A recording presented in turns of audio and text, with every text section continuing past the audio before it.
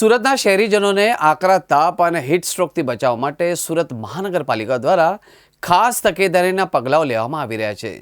પાલિકા સંચાલિત સ્મીમેર હોસ્પિટલમાં પણ હીટ સ્ટ્રોકથી દર્દીઓને બચાવવા માટે અગ્રિમ તૈયારીઓમાં બાથટબ અને આઈસ બેડની એક વિશેષ વ્યવસ્થાઓ કરવામાં આવી છે. ઉનાળાની સિઝન શરૂ થઈ ગઈ છે. માર્ચ મહિનામાં જ આકરી ગરમી પડી રહી છે. આગાહી પ્રમાણે ગરમીનો પારો 40 ડિગ્રીની આસપાસ પહોંચી શકે છે. આટલા તાપમાન વચ્ચે શહેરીજનોને ગરમી અને આકરા તાપથી ત્રાહિમામ પોકારવાની નોબત આવશે. જોકે બીજી બાજુ શહેરીજનોને આકરા તાપ અને હીટસ્ટ્રોકથી બચાવવા માટે સુરત મહાનગરપાલિકા દ્વારા એક ખાસ તકેદારીના પગલાઓ લેવામાં આવી રહ્યા છે. સ્મીમેર હોસ્પિટલમાં રોજ હજારો દર્દીઓ જુદા જુદા વિભાગોમાં સારવાર માટે આવતા હોય છે. અહીં ફક્ત સુરત જ નહીં પરંતુ આસપાસના તેમજ નજીકના ગામડાઓમાંથી પણ દર્દીઓ સારવાર માટે આવી રહ્યા છે. હવે સ્મીમેર હોસ્પિટલ તંત્ર દ્વારા આકરા તાપ અને વધતા તાપમાનને ધ્યાનમાં રાખીને હીટવેવની સંભાવના વચ્ચે દર્દીઓ માટે વિશેષ કાળજી લેવામાં આવી રહી છે.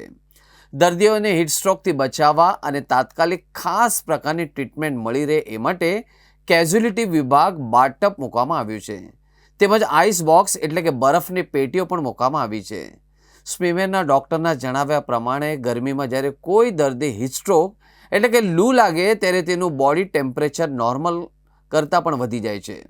સામાન્ય કરતાં હાઈગ્રેડ તાવનો પારો 105 106 સુધી પહોંચી જાય છે, જેને પગલે બેભાન થઈ શકે છે અને કંઈ પણ બબડ્યા કરે છે.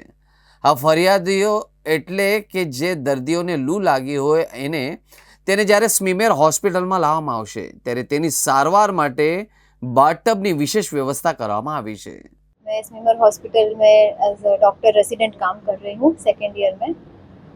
मैडम क्या सुविधा रखी है? ये जो मेरे पीछे रखा है उसको tube water tube ice pack tube बोलेंगे.